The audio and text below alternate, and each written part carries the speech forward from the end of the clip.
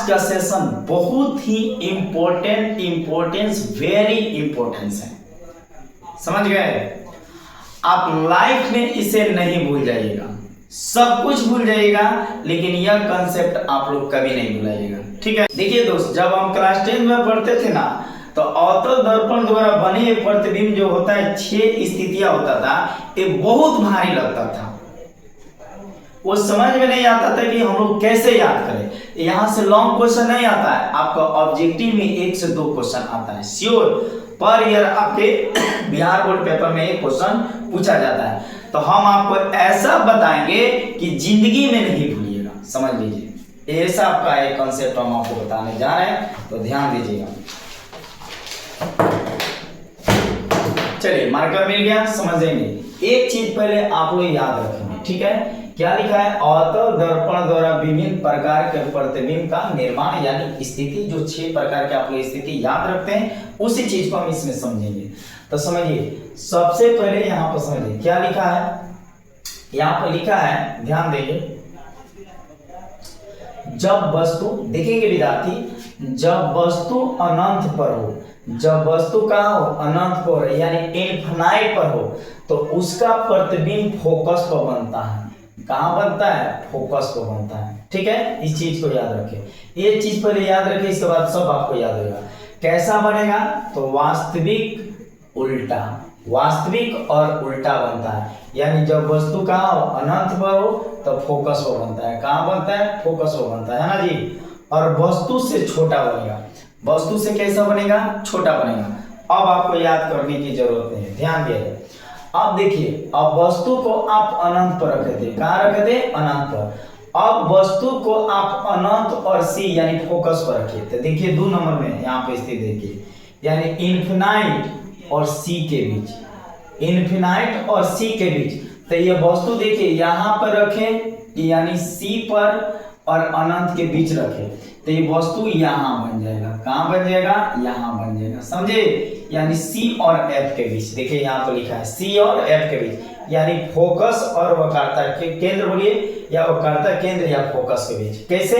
देखिए, अनंत और सी के बीच पूछेगा, अनंत और सी के बीच पूछेगा, तो आपको बोलना है सी और एफ के बीच, सी और एफ के बीच। प्रकृति में पूछ दे कैसा बनेगा, तो वास्तविक और उल्टा, वास्तविक और उल्टा, और वस्तु से छोटा बनेगा। बोलिए, वस्तु से कैसा बनेगा? छोटा बनेगा, ठीक है। अब आइए, अब वस्तु के लिए चलिए, वस्तु के यहाँ पर रख लीजिए। कहाँ पर रख दीजिए? यानी सी पर रख लीजिए। कहाँ पर रख दीजिए? सी पर रखिए। तो जब वस्तु को आप सी पर रखेंगे, तो यह सी पर ही बनेगा। कहाँ बनेगा? सी पर बनेगा।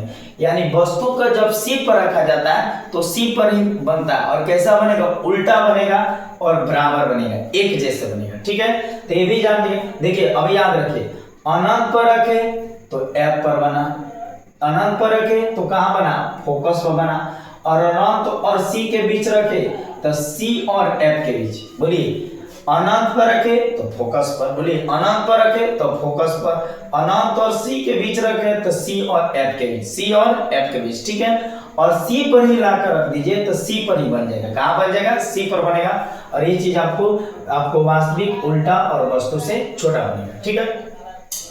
अब आइए, अब चलिए, अब यहाँ पे आप लोग सी और एफ के बीच वस्तु ला दीजिए, सी और एफ के बीच। तो जब सी और एफ के बीच आप लोग लाएंगे, तो इसका प्रतिबिंब सी और अनंत के बीच बनेगा। यहाँ बन जाएगा सी और अनंत के बीच, इसी के बीच बनेगा, समझे। सी और एफ आपको अनंत में देखिए, यानी 4 नंबर में सी, बोलिए सी और एफ के बीच, सी और एफ के बीच। तो देखिए, सी और अनंत के बीच, यहाँ पर लिखा है ना, सी और इन्फिनाइट यानी अनंत के बीच, इसके बीच, यानी सी और एफ के बीच रखा जाए, सी और एफ के बीच रखा जाए, तो इसका प्रतिबिंब कहाँ बनेगा? अनंत और सी के बीच, अनंत और सी के बीच, समझ गए। यानी वस्तु को सी और एफ के बीच रखे तो कहाँ बना? सी और अनंत के बीच, है ना, सी और अनंत के बीच। यहाँ से जो वस्तु होगा वह बाड़ा बनेगा। कैसा बनेगा? बाड़ा बनेगा, वास्तविक और उल्टा बनेगा। कैसा बनेगा? वास्तविक और उल्टा। अब आइए 5th नंबर में, कितने नंबर में? 5th number. तो देखिए, और सी और एफ के बीच रखे थे, अब इस वस्तु को आप एफ पर लाकर रख दीजिए। कहाँ रख दीजिए? एफ पर लाके रख दीजिए, यहाँ पर रख दीजिए। तो अब बताइए, आप लोग शुरू में पढ़े थे 1 नंबर में, अनंत पर रखे थे तो एफ पर बना, अनंत पर रखे तो एफ पर यानी फोकस पर बना। अब फोकस पर रखेंगे तो उल्टा बन जाएगा, तो कहाँ बनेगा? अनंत पर। देखिए यहाँ फोकस पर रखा गया तो वस्तु कहाँ बनेगा? अनंत पर बनेगा। कहाँ बनेगा? अनंत पर। यानी एफ पर रखे तो कहाँ बना? अनंत पर बना। अनंत पर वस्तु को रखे तो एफ पर बना, एफ पर रखे तो अनंत पर बना। ये अपोजिट चलता रहता है, ठीक है। और बड़ा बनेगा, ठीक है, वास्तविक और उल्टा बनेगा, ठीक है। अब आ जाइए, अब लास्ट आपका स्थिति देखिए, यानी एफ के बीच ये हो गया पोल, ये क्या हो गया? आपका पोल यानी ध्रुव हो गया। तो अब देखिए जब ये ध्रुव हो गया तो अब वस्तु के इस वस्तु को अब बीच में ला दीजिए। कहाँ ला दीजिए? बीच में, यहाँ पर ला दीजिए। ला दिए तो यहाँ पर जब ला दीजिएगा यानी एफ और ध्रुव के बीच, फोकस और ध्रुव के बीच, तो यह दर्पण के पीछे बन जाएगा। कहाँ बन जाएगा विद्यार्थी? बोलिए, दर्पण के पीछे बनेगा। देखिए एफ और पी के बीच रखेंगे वस्तु को तो दर्पण के पीछे बनेगा। कैसा बनेगा? काल्पनिक और सीधा, काल्पनिक और सीधा। तो ये 6 स्थिति आपको याद रखना है, ठीक है। इसको आइए और हम आपको शॉर्ट में समझाते हैं।